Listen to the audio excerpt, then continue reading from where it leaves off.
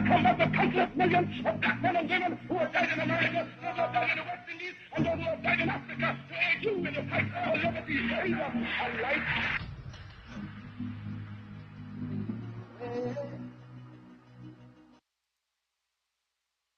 Million black people can do it. If you cannot do it, if you are not prepared to do it, then you will die. Hey, hey, hey. We're going to get this right.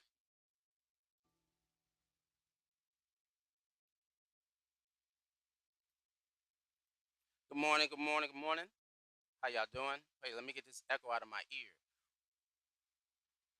Experience some technical difficulties, but we're going to get it right. How y'all doing today?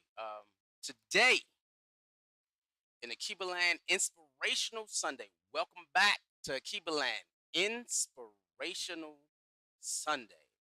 Let me work some of these kinks out of the system here that we have here at the world of Alkebulan. Of course, we're always talking about the rise of the African, and that is the African within.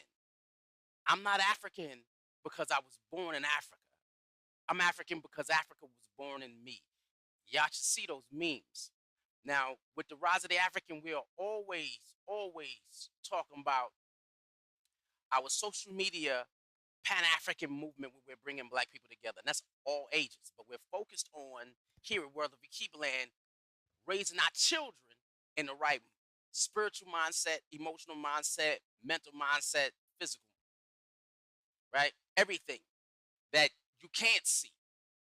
Then it manifests into everything that you can see, all right? Because what we are looking for absolutely is some well-rounded children who have a deep, deep spiritual base. And I'm saying this, I said, brother, why are you saying all of this? Because without our children being taken care of, we will not be able to move forward as a people.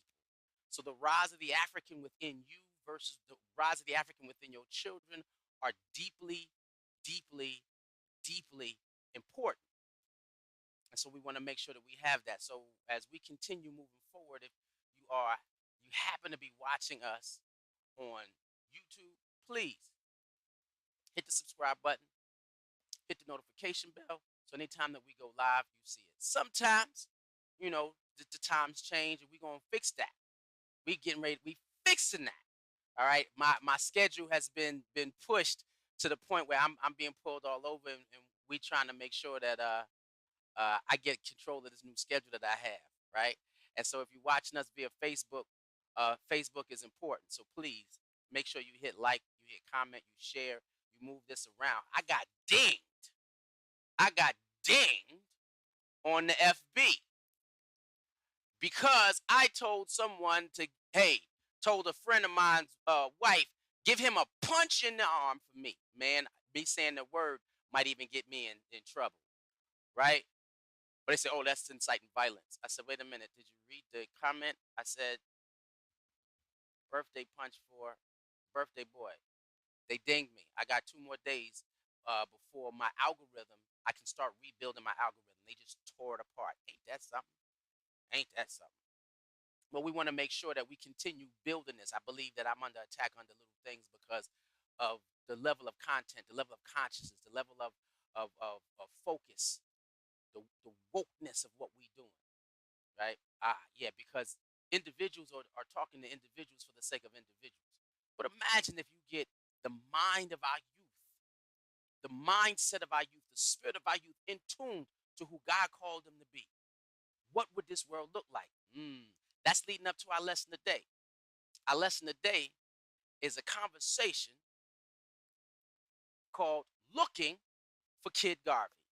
What? Looking for Kid Garvey.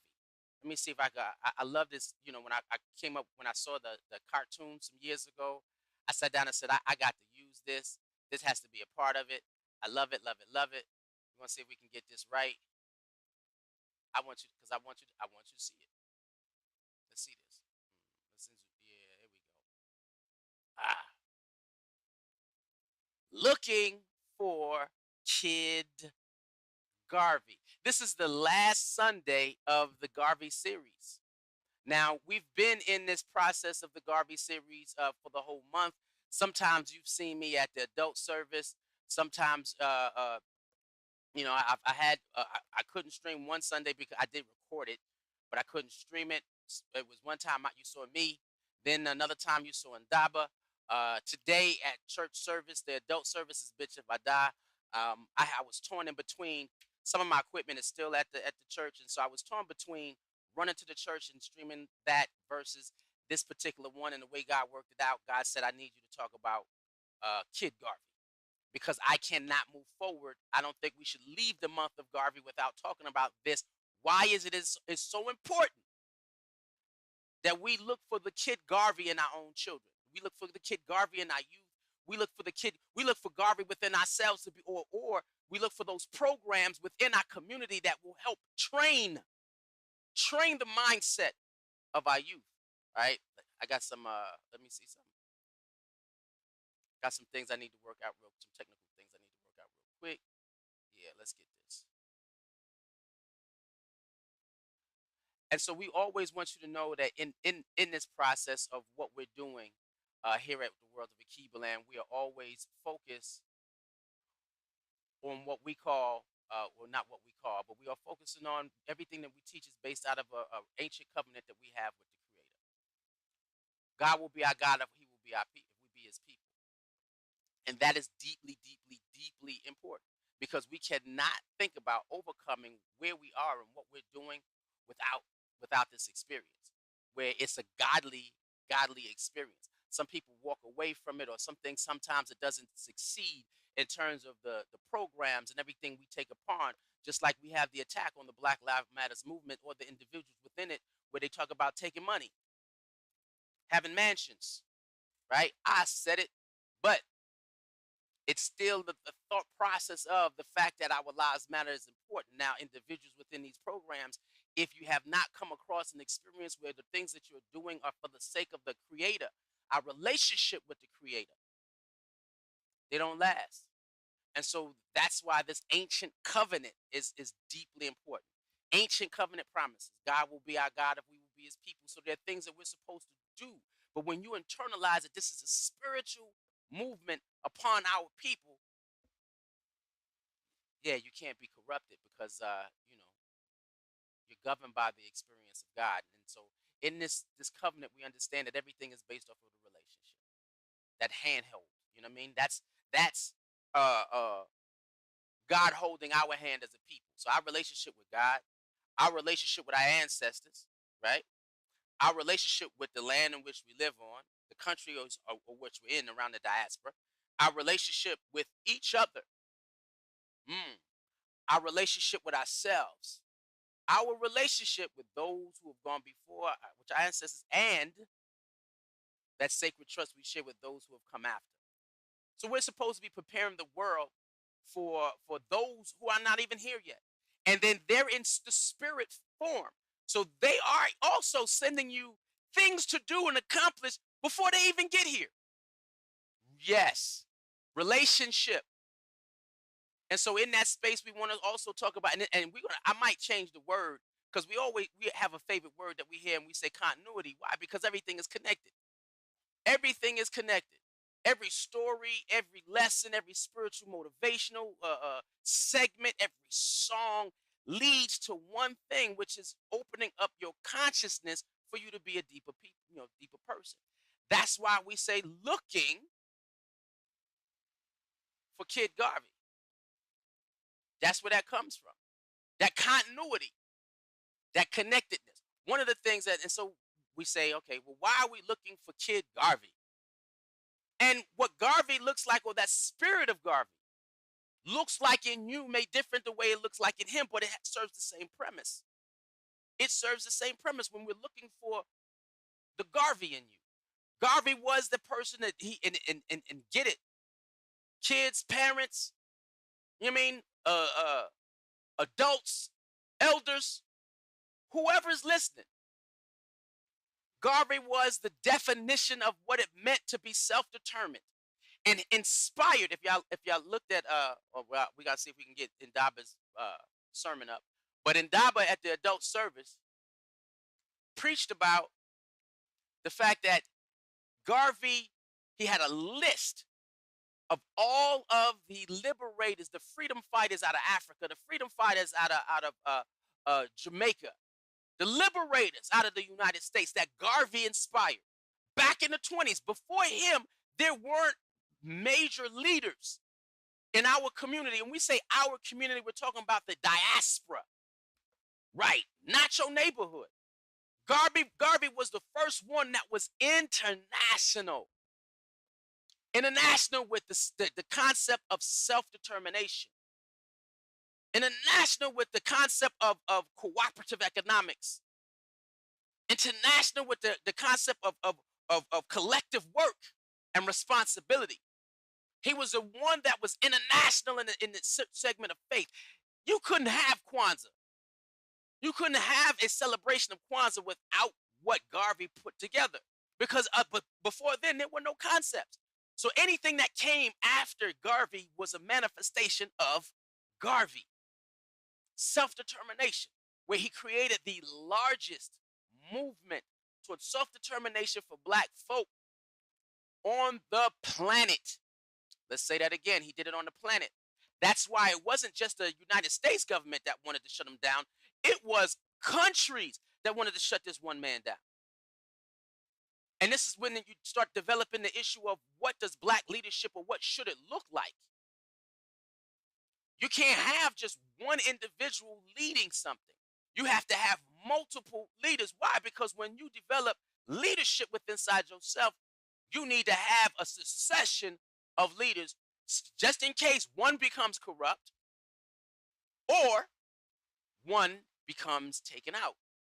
And if y'all remember, if y'all look at the history of the liberation of black people, you talk about the assassination of black men and black women the world over anytime they developed this level of consciousness. And that's how they would stop movements. Let's kill the head, the body will follow. But if the body is full of thinkers, then a movement for liberation or the rights of black folk, the human rights. Let's get that different because we always talk about civil rights versus human rights. The human rights of black people will always be a fight. And it won't have to be something that's sparked up here, sparked up there, sparked. It's something that continues. Woo, wait. Let's get that. Boom. That's it. It's going to be something that continues. And that's what we talk about. The continuation of a state of consciousness. The continuation of a state of consciousness. And sometimes that's what folks don't get. This is not a physical fight, first. This is a mental and emotional, a psychological warfare. Because physical slavery is over. Physical slavery's over. In terms of the physical abuse. Because now it's systematic slavery. Where you can roam and do what you want to do, but the system is organized to make sure that it keeps you down. We're going to get this. So we want to move to a new word. I might take continuity out and change it to this. Transgenerational. What? Every spiritual institution has a problem with this particular word.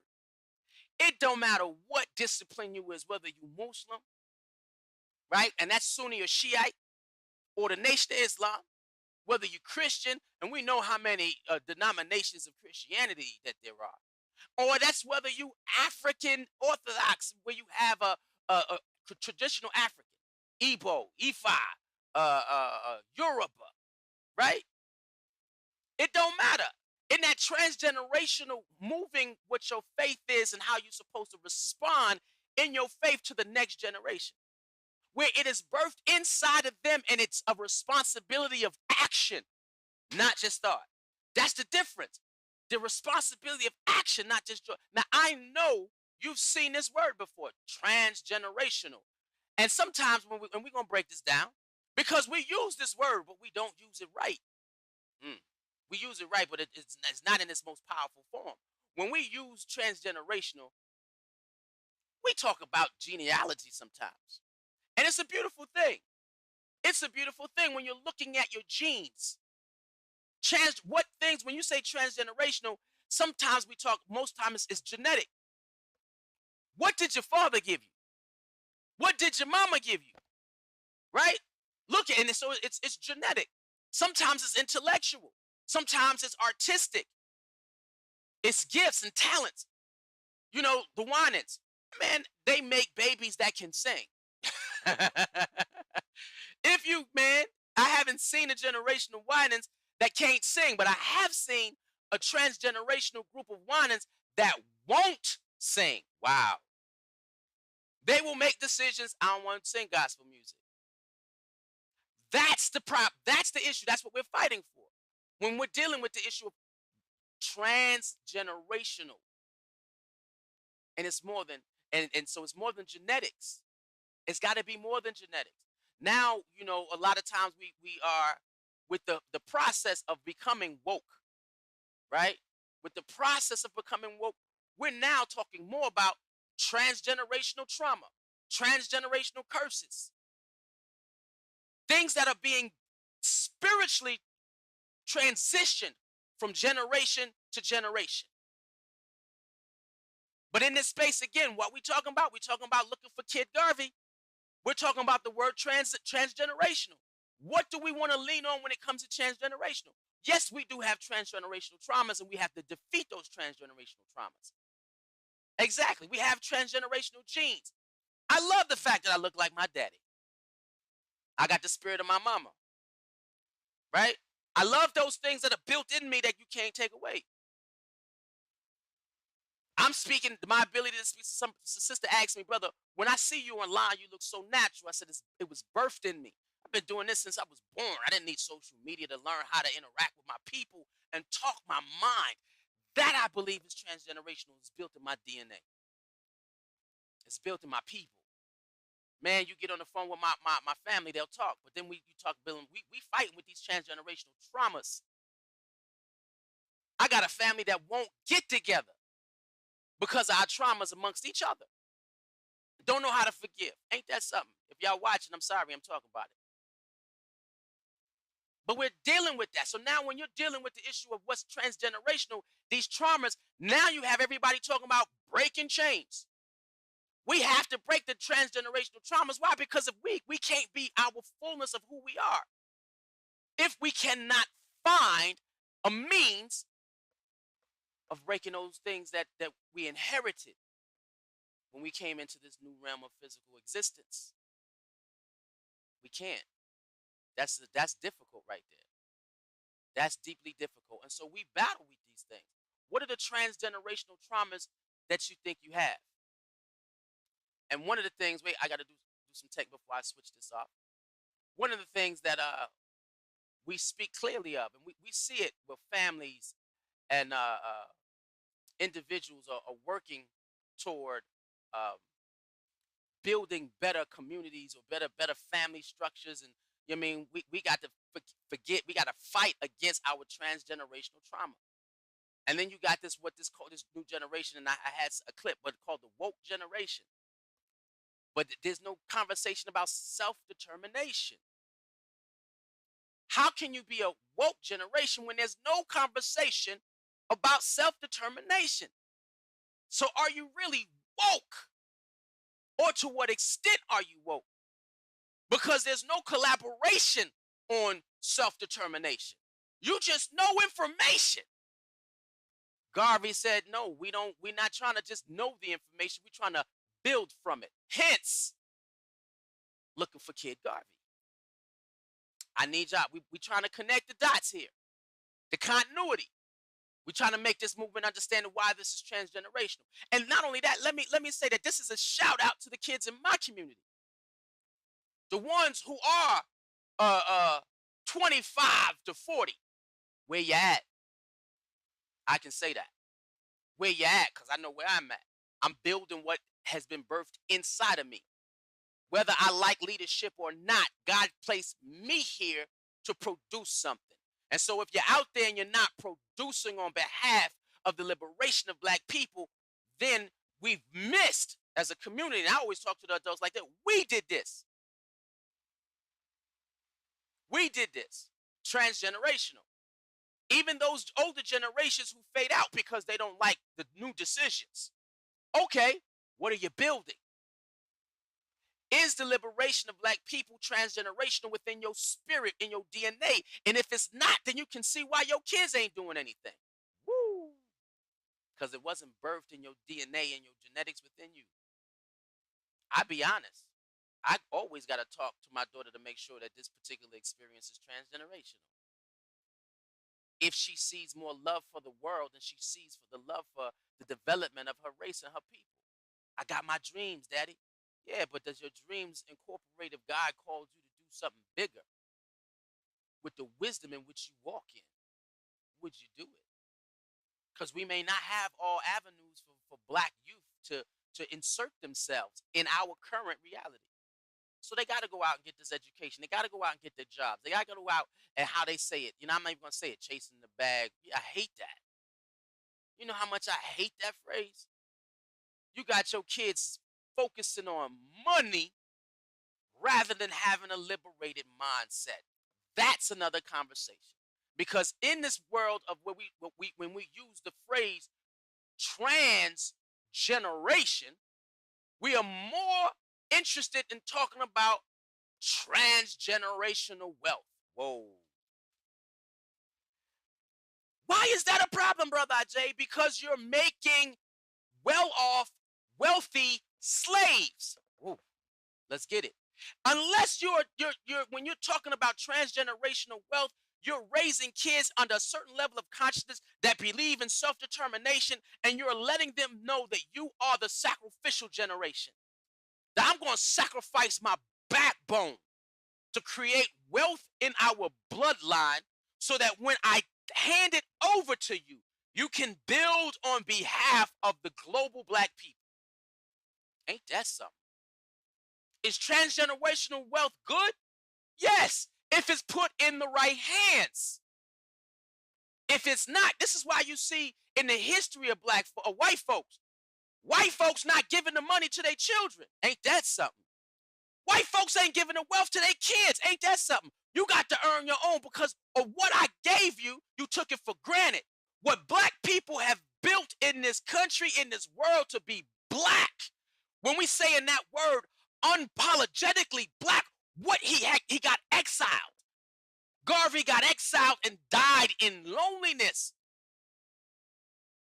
Why? Because he tried to build transgenerational wealth for a people, and they cut him down. They said, we might as well give it to the individual, because if another one of him comes back and they really want to experience what power really feels like, being able to call life at your own shots in a government, in a community, in a society, in a world that represents you, where you're not having to walk down the line holding up a sign saying Black Lives Matter. You kidding me? Of course it matters, but if it matters real, you're building a world for yourself, not trying to fit into a world that don't want you. Now, we did build this country, and so we should profit for everything that this country built and has and made, yes. But at that same time, you know, we got to be, be like the stories of the Bible, where we got a shield in one hand and a hoe in the other. I'm building. Wait, get my hand. This is my hand. I'm building with this hand, and I'm protecting with this one. And that's just like a fight. I'm protecting and I'm jabbing. Right. We got to be able to do both. We got to be able to do both. So if you're developing wealth, but you don't come up with the concepts that help to build government, generational wealth means nothing in the wrong hands. What? Now, can you have generational wealth in the hands of bad leadership? Absolutely. Absolutely. I'm not saying you can't. But that's in-house conversations. Right? So stop being scared and come and have these in-house conversations. If you think what we're doing is wrong, come and have these conversations. For everybody who's watching who's not in my community, that's a jab. Block, jab, build for my community. Let's build. Let's talk. Let's discuss. Why? Because within us, we grow. Transgenerational wealth is great when the people who are wielding the wealth thinks about the commonwealth of the The smallest person. And for us right now, I would like to say, it's the youth and the elderly. If you're not building for these two, the youth and the elderly, then the generational wealth is in the wrong hands. Two generations, the youth and the elderly. Who should be building for it? The people in the middle. And the people at the end, because the elderly can't do nothing but part wisdom on us. That's exactly what Garvey is doing. That's why we continue celebrating. We continue acknowledging why the part wisdom on the youth coming. Transgenerational wealth is good, but it's not good if it doesn't come with a state of liberated consciousness. It works. Transgenerational consciousness for liberation and self-determination. This is why we look for Kid Garvey. This is what we do. Why we create programs, organizations. We have parents looking for the best way to educate their children. You're looking for a school? Look for a school that has a foundation that promotes the Black consciousness in terms of leadership. What does it mean to lead in a world that is set against us? A first education to a child is an education unto God. Show them who they are in God. We're going to get back to this next Sunday. The second education to a child is an education of what they should do and mean to their people in the community. Yes, your education under God is going to show you how to maneuver in a systematic racism. Get that education. Get that great job. Get those skills. The second education, you know when your kid is completely educated, when once they're educated, they move. One love, Monique. I see Kwame, everybody, yo. One love, I see y'all. I see y'all popping up. I can't see all my pages, but I see my pages. I like, comment, and share. You know, I can't say that enough. Like, comment, and share, because we need to build a generation that hears, a generation that will obey. If you've been in my church, y'all know that song. Raise up a nation that will obey to what? God's call for us to be a people. We're looking for Kid Garvey. We're looking for that conscious-minded spirit in our children that will never cease stopping the struggle that has been happening ever since the European mindset said that we need a subservient race. So what did they do? They took away our thinking class. That was the only concept that we had wrong. In African culture, there was classes of wisdom. It was classes of wisdom. Everybody didn't get the same knowledge.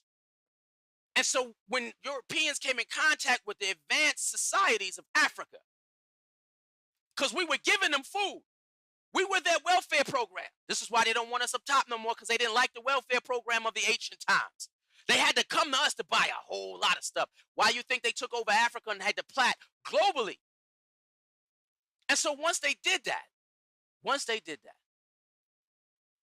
we started fighting for our liberation struggle, and they had to take off our conscious minds first. They had to take away our teachers and our priests. They said if we take away the spiritual body of an African people, they won't have any leadership. But then it took generations and generations for God to send for those transgenerational, let me drop it, for those transgenerational spiritual awarenesses into our DNA. This is why our DNA is so strong. The data in your blood is ridiculous if you tap into it, but you got to go within to get it. It don't come just to come. You got to tap in. So this is why we look for Kid Garvey. We look for the leadership of our youth. Why? Because if you want to change the social dynamics of Black people where we are living to our fullest extent the world over.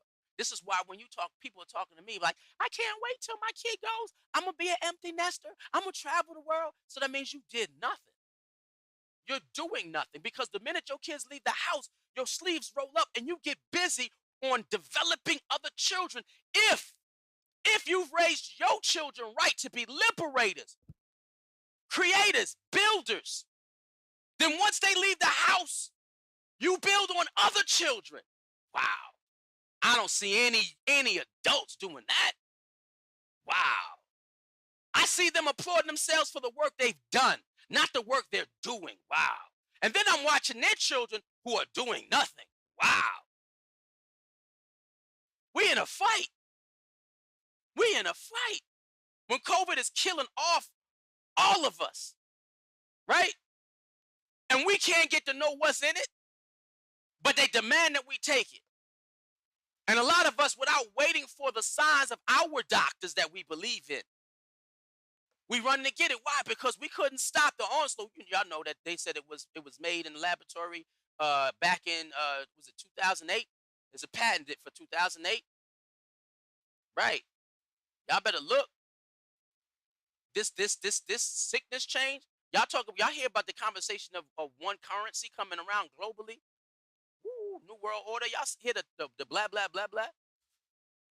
Our issue is we shouldn't even worry about what they doing. The issue is what we doing. And that's why transgenerational leadership is important. This is the issue of looking for Kid Garvey. When you got African countries saying, look, we don't want the vaccine. We want you to give us what's in it so we can create it for ourselves. And white companies say, no, we're going to give you, because so you get it, you don't even know what's in the vial. And so great countries like South Africa saying, then we don't want it. If you can't care about us enough to educate us on what saves humanity, we don't want it. We'll save our own humanity. Why? Because we, just like anybody else, other people, can connect to God and our intelligence and build. We're looking for Kid Garvey. Now, when we sit there and we talking about consciousness as a state of mind, I mean, not conscious, liberation as a state of mind, it's a state of being, is what you translate to. It's feeling connected. People are dealing with the issue of equality. And so let's take a look at what that equality looks like in a simple mindset, young folk. Now, in this demonstration, we see a box. And that box has everything that everybody can stand on. So when we're dealing with our society, right, we're looking for equality. Right? And so in that scenario, everybody's box is the same, every platform you have. So now black folk can stand. You can go to school, you can get a job, you can get the they say you can get the same everything, but you really can't. Because a public school inside in the inner city versus a public school inside the suburbs are two different quality schools. And that's when you have the Republicans saying no kid left behind. You got to create vouchers for kids to go out of their district. Yeah, in New York, New York, you can go. You didn't have to go to your high school. In New York, you can go wherever you wanted to go. So it's different. Let's see something. And so in that place where it's different, so now you look at the second one, the one in the middle, where everybody can see over the fence. Why? Because those who need more receive. Wow. Those who need more receive. It's not everybody standing on the same platform. They said the playing field is level. Well, when you're held back for 400 years, the playing field is not level within each generation. It's not. This is why when they took over certain countries, they was like, yo, certain families only are wealthy because of slavery. Certain families are only wealthy because white families, you have a lot of white families globally, not just in the United States, are wealthy because of slavery. So when you take slavery away and said everything is free, which is that first picture, everything is not equal because your family has the upper hand. This is why reparations or conversation of reparations. So now we talk to the middle one, where everything is equal, right? Meaning that equality is everybody has what they need to be at the same level to look over the fence. But if you look at the size of each individual, the person who's standing on his own, who had freedom from day one and always had it, is much of a bigger expression in life than the middle or the one at the end, right? So now I'm going to say this. We could say the Europeans are the ones at the end, the Chinese are the ones in the middle, and the black people are the ones with the double boxes. You don't have the same view. But when you truly lay the playing field, where you are all building toward self-determination, where you can control everything about your entire life, everything. when you control everything, you get to see life exactly the way it should be. You get to see the view of the field exactly. It don't matter how high you are. Why? Because I can control my food, my clothes, my shelter, my education, right? Control all the